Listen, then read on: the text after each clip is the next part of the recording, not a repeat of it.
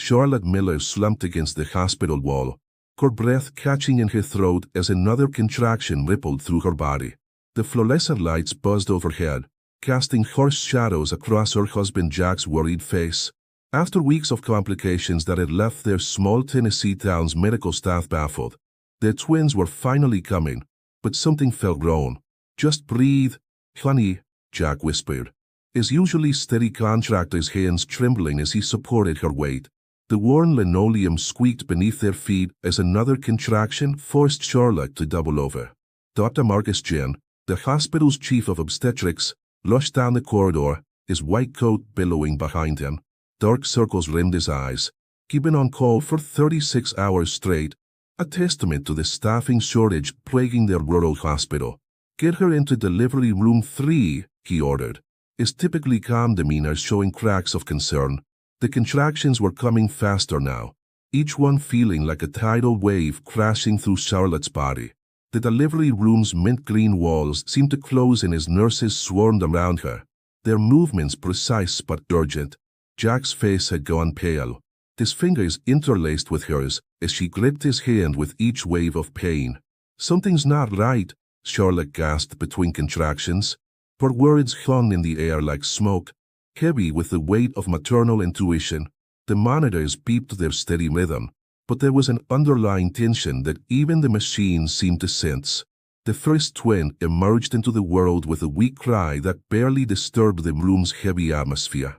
"It's a boy," announced Emma, the veteran labor and delivery nurse, her voice carrying a hint of relief as she cradled the tiny form. But as she began the routine cleaning process, something extraordinary happened. Something that would challenge everything she thought she knew about birth and miracles. A sound, barely louder than a breath, escaped the newborn's lips. Not a cry, not a whimper, but a word. "Help." Emma's hands froze, the warm washcloth suspended inches from the baby's skin. She looked down at the infant, his eyes still closed, his tiny chest rising and falling with shallow breaths. It couldn't be. Newborns don't speak. It was impossible. She must have imagined it, a trick of exhaustion after too many double shifts. But then it came again, clearer this time. "Help." The words seemed to echo in the sudden stillness of the room, a whisper that carried the weight of prophecy.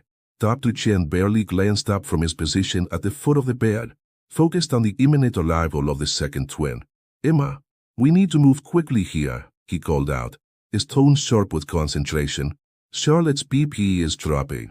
The monitor's steady beeping had transformed into an urgent chorus of warnings.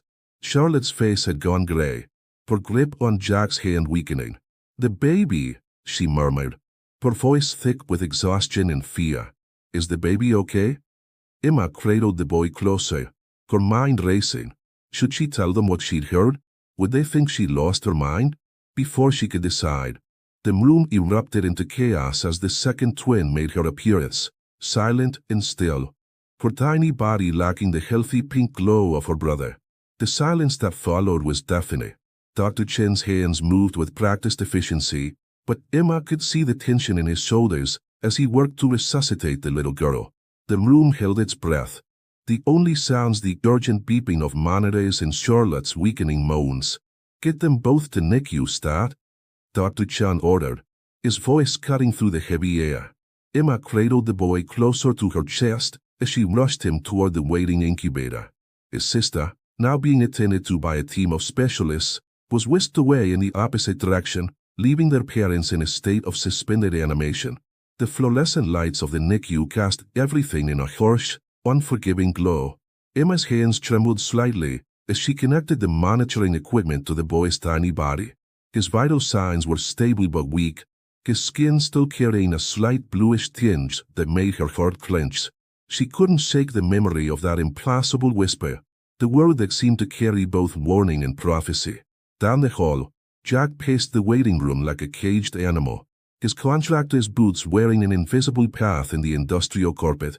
His calloused hands, usually so steady when wielding tools and building homes, now shook as he ran them through his disheveled hair.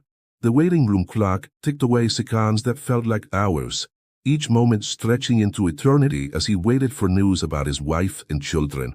Emma found herself drawn back to the boy's incubator throughout her shift, checking and rechecking his vitals with an intensity that went beyond professional duty. During one such check, while adjusting his oxygen levels, she heard it again, that same whispered "help" that had first frozen her in place in the delivery room. This time, the word seemed to carry an urgency that sent chills down her spine. The night shift stretched on, a marathon of monitors beeping and machines humming. Dr. Chen ordered a battery of tests, his earlier skepticism giving way to a nagging sense that something was being missed.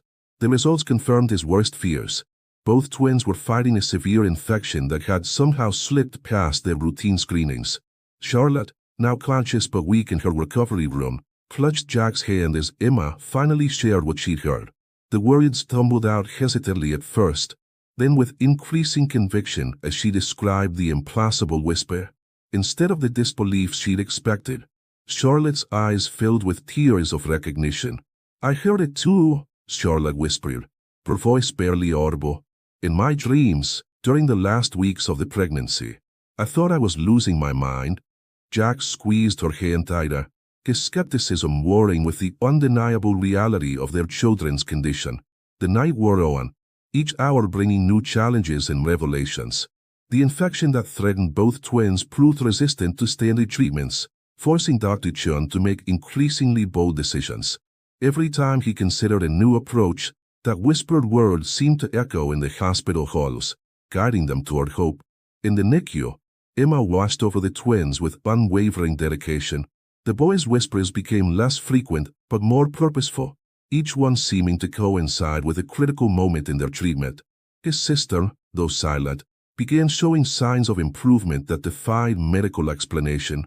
The dawn broke over the Tennessee hills, painting the hospital windows with streaks of pink and gold. In the soft morning light, both twins began to turn a corner. Their vital signs strengthened, their breathing became more regular, and the infection began to respond to the aggressive treatment protocol Dr. Chen had implemented. The morning light streamed through the NICU windows, casting warm patterns across the twins' incubators. Charlotte, now strong enough to sit in a wheelchair, pressed her palm against the clear plastic separating her from her children. Her hospital gown rustled softly as she leaned forward, taking in every detail of their tiny faces. Dr. Chen's footsteps echoed through the quiet unit as he approached, his clipboard tucked under his arm and his tie slightly askew from the endless hours of vigilance. The corners of his eyes crinkled with cautious optimism as he reviewed the latest test results. "Their numbers are improving," he announced, his voice carrying the weight of someone who had witnessed something beyond medical explanation. "The infection is responding to treatment better than we could have hoped." Jack stood behind Charlotte's wheelchair, his strong hands gentle on her shoulders. The construction calluses on his fingers caught slightly on the thin fabric of her gown as he squeezed reassuringly. The past 24 hours had aged him, silver threading through his temple hair that hadn't been there before, but his eyes held a newfound clarity. Emma moved between the incubators with practiced efficiency, adjusting tubes and checking readings, but her movements carried an almost reverential quality. She hadn't spoken much about hearing more whispers during the night, but the way she paused occasionally, head tilted slightly as if listening, told its own story.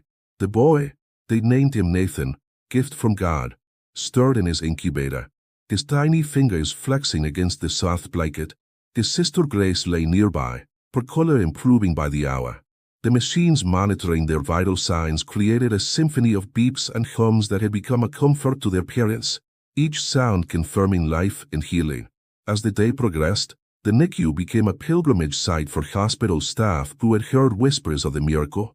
They came in ones and twos, ostensibly checking equipment or delivering reports, but their lingering gazes at the twins revealed their true purpose. The story of the speaking newborn had spread through the hospital like wildfire, growing with each retelling until it reached mythic proportions.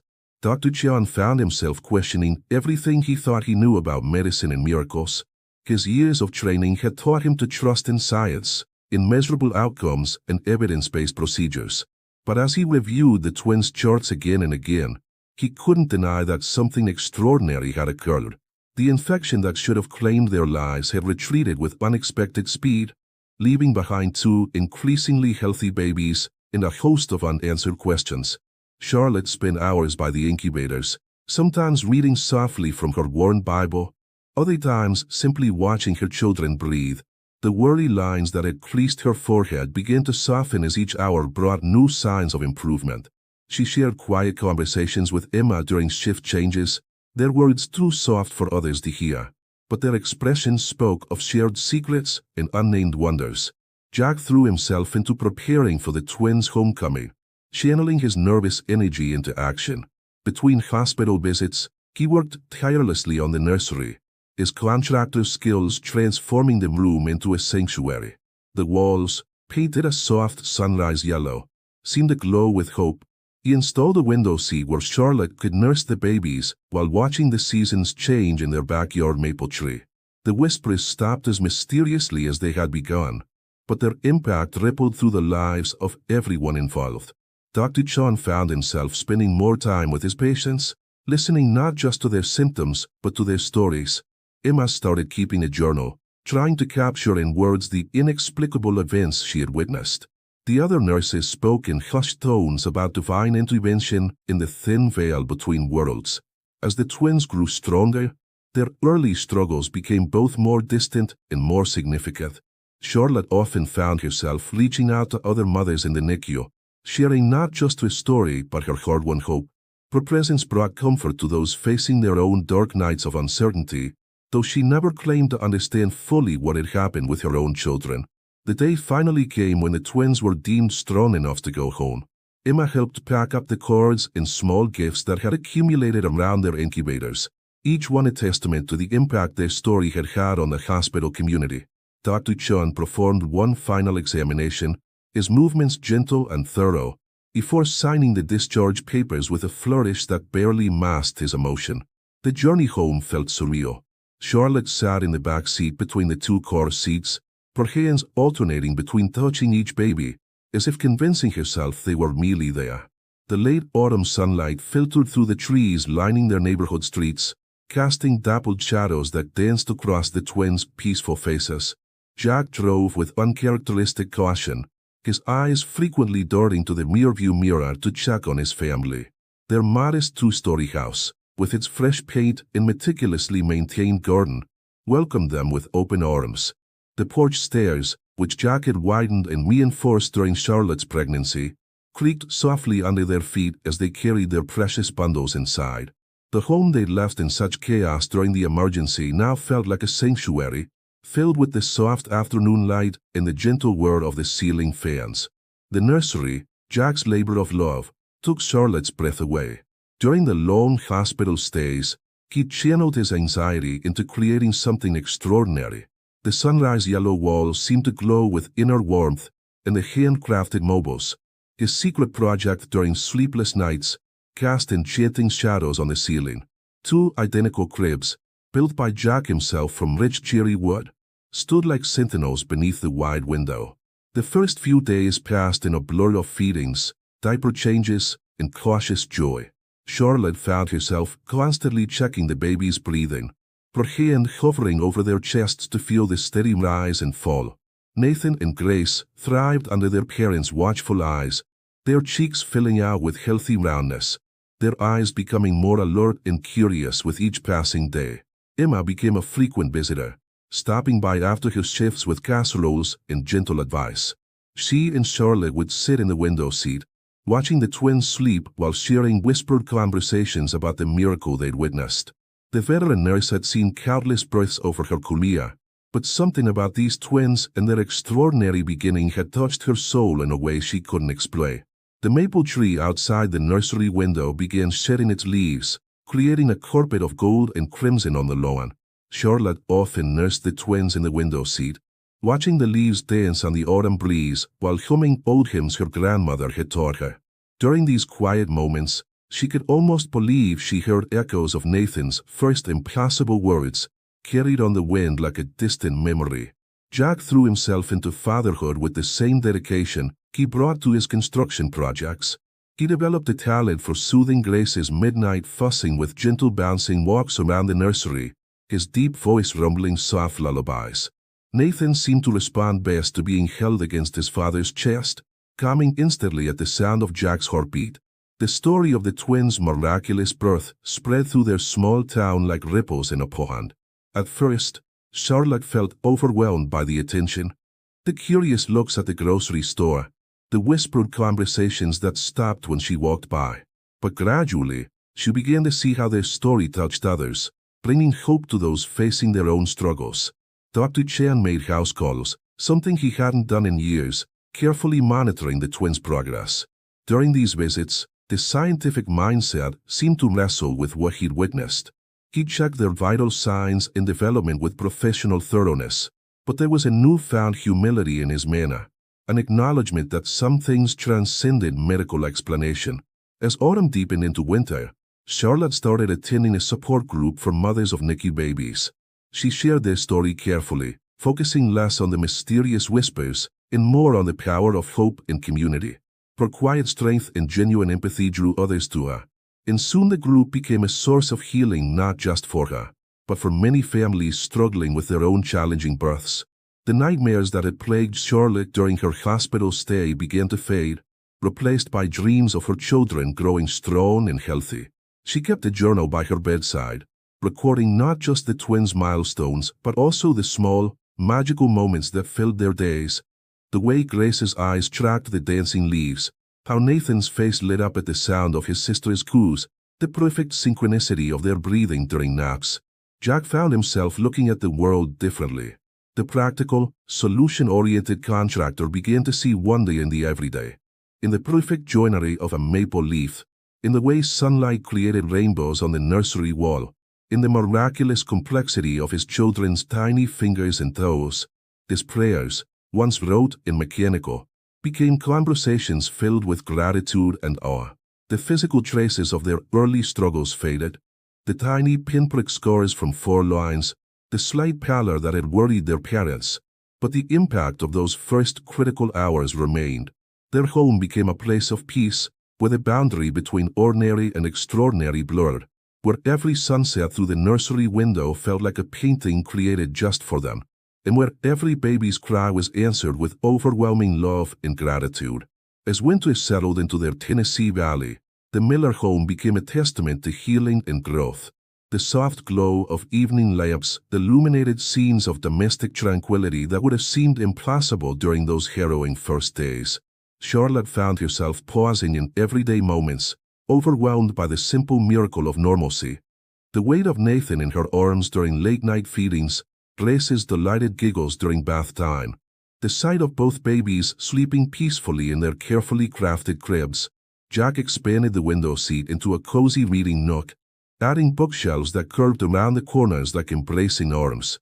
The family spent countless hours there, Charlotte reading stories while the twins lay on a thick quilted blanket, their eyes tracking the changing patterns of light and shadow.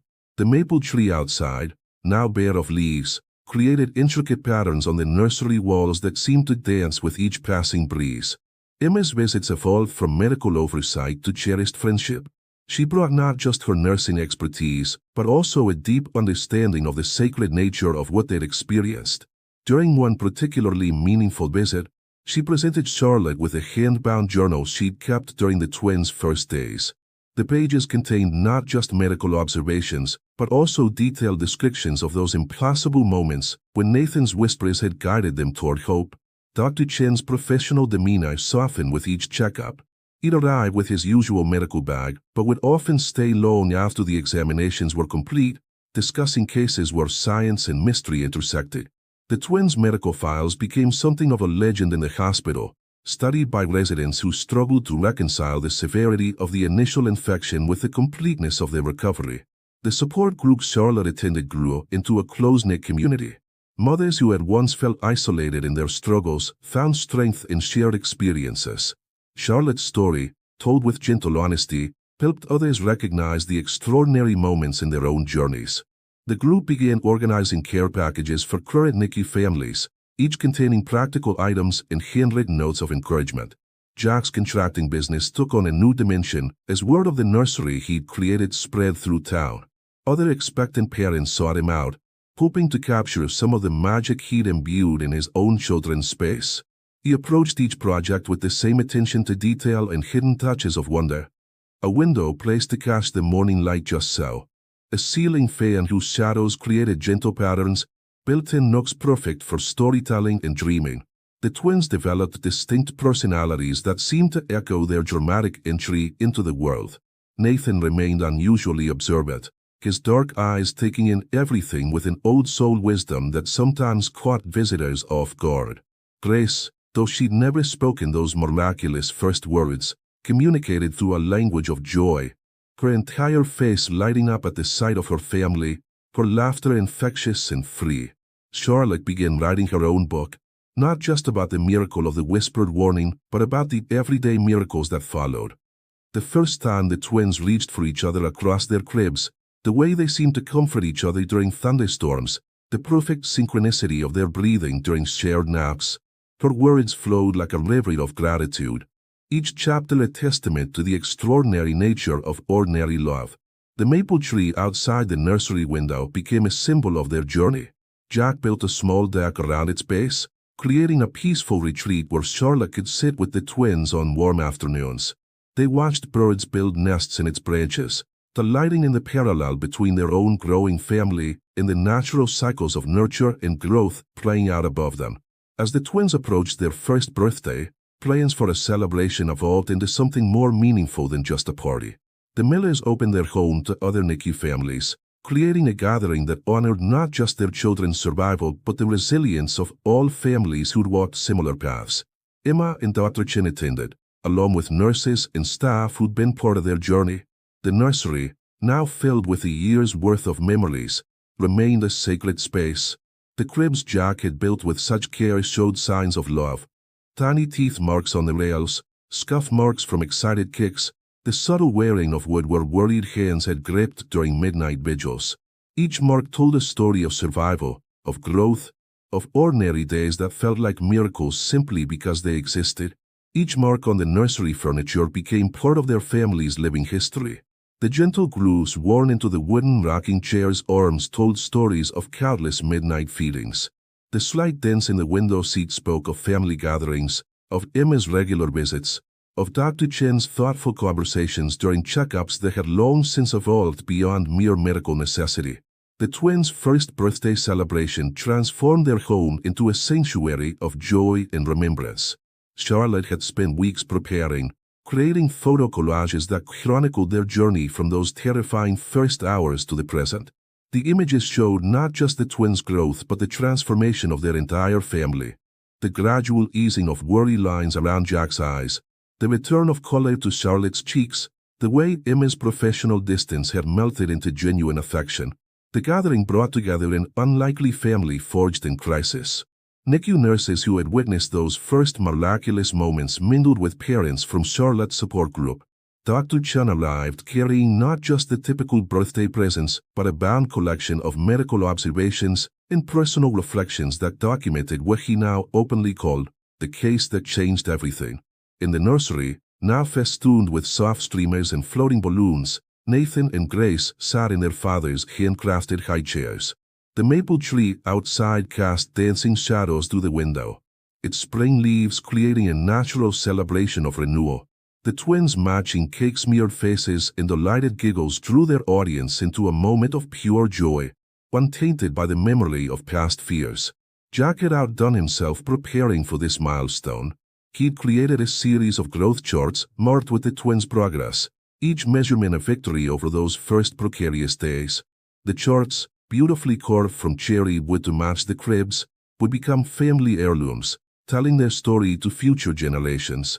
Emma brought a special gift, a pair of hand-knitted blankets, each stitch representing a prayer or positive thought during her long NICU shifts. The soft yarn captured the essence of her care, transforming clinical concern into tangible warmth. Charlotte wrapped the twins in these blankets during the party, creating a symbolic connection between their dramatic beginning and their thriving present. The support group mothers shared stories of their own journeys, each narrative threading together into a tapestry of hope and resilience. Their children, once fragile NICU babies, now played together on the deck beneath the maple tree, their laughter a chorus of triumph over adversity. Charlotte watched them from the window seat, her heart full of gratitude for this unexpected community. Dr. Chen's presence at the celebration marked a profound shift in his approach to medicine. He spoke quietly with other parents about the importance of listening, not just to symptoms and monitors, but to the ineffable whispers that sometimes transcended medical understanding. His usual clinical reserve had given way to a more holistic vision of healing that encompassed both science and mystery. As evening approached, the gathering took on an almost reverent quality. Candles were lit, casting warm glows that merged with the setting sun's rays through the nursery window. Jack gathered everyone for a toast, his voice thick with emotion as he thanked each person who had played a part in their children's survival and growth. Charlotte held Nathan while Jack cradled Grace, the family unit complete and whole. The twins, tired but content, snuggled into their parents' embrace with the absolute trust of deeply loved children. Around them, their extended family of medical professionals, fellow NICU parents, and supportive friends created a circle of protection and celebration. The maple tree outside stood sentinel, its leaves whispering in the evening breeze. In that moment, Charlotte could almost believe she heard an echo of that first miraculous word. Not a warning now, but a benediction. The nursery, filled with love and memory, had become more than just a room. It was a testament to the power of hope, the strength of community, and the endless capacity of the human heart to grow through adversity. The evening light faded into dusk, but the warmth in the nursery remained. As guests began to depart, each leaving with a small piece of the miracle in their hearts, Charlotte and Jack settled into their nightly routine with the twins. The celebrations had left a lingering sense of magic in the air, as tangible as the scent of birthday cake and spring flowers. Nathan and Grace, despite their exhaustion from the day's excitement, remained alert in their cribs, their eyes following the last rays of sunlight as they painted the ceiling in soft oranges and pinks. Jack had installed a subtle fiber optic system that would gradually illuminate like stars as darkness fell, creating a gentle transition to night that seemed to enchant the twins. Emma lingered after the other guests had gone, helping to restore order to the nursery while sharing quiet observations about how far they'd all come. Her trained nurses I noted the twins' perfect development, but it was her heart that celebrated the deeper healing she witnessed in the entire family. She carefully folded the knitted blankets she'd given them, placing them in the cedar chest Jack had built to store precious memories. The support group mothers had left behind cards and letters, each sharing how the Miller's story had touched their lives. Charlotte collected these testimonials with reverent hands, knowing they would become part of the narrative she was still writing. Her book had evolved beyond a simple retelling of Nathan's miraculous first words. It had become a chronicle of community, resilience, and the ripple effects of hope. Dr. Chen's parting words resonated through the quiet house. Some miracles we can explain, and some we simply honor. This journey from skeptic to believer had transformed not just his medical practice but the entire culture of the small-town hospital. The twins' case had become a touchstone, referenced whenever medical wisdom needed to be balanced with something less tangible but equally vital. As night settled fully over their home, the maple tree's silhouette stood dark against the star-filled sky. Its branches swayed gently, creating shadows that danced across the nursery walls like nature's own celebration. The twins, finally surrendering to sleep, breathed in perfect synchronization. Their peaceful faces illuminated by the soft starlight effect their father had so lovingly created. Charlotte and Jack stood in the doorway, arms around each other, watching their children sleep. The year had transformed them all. Jack's strong hands, still rough from his work, had learned incredible gentleness. Charlotte's voice, once shaken by fear, now carried the quiet confidence of a mother who had witnessed miracles both great and small. The nursery had become more than just a room. It was a testament to their journey. Every corner held memories. The window seat where Charlotte had spent countless hours nursing and reading, the rocking chair that had soothed midnight fears, the handcrafted cribs that had witnessed first smiles and first words. Each element told part of their story, from the custom-built shelves filled with books and mementos to the growth charts that marked their triumph over those early challenges. The quiet nights were no longer filled with anxiety, but with peaceful reflection. The monitors and medical equipment that had once dominated their lives were replaced by soft night lights and gentle lullabies. Even the air felt different, no longer heavy with worry, but light with possibility and gratitude. Emma's regular visits had evolved into cherished family traditions. She brought not just her nursing wisdom but also her gift for storytelling, keeping alive the memory of those extraordinary first moments while celebrating each new milestone. Her presence reminded them that miracles didn't end with survival. They continued in the everyday moments of growth and love. The maple tree had become their family's symbol of resilience and growth. Its cycles of renewal matched their own journey, from bare branches of winter fear to the full bloom of spring hope. Jack had begun a tradition of measuring the twins against its trunk, marking their growth alongside the tree's own reigns of time. As Charlotte and Jack finally retired to their own room, they carried within the peace that comes from witnessing the extraordinary within the ordinary. Their home had become a sanctuary not just for their family but for all who needed reminding that hope, like their maple tree, grows strongest when rooted in love and nurtured by community.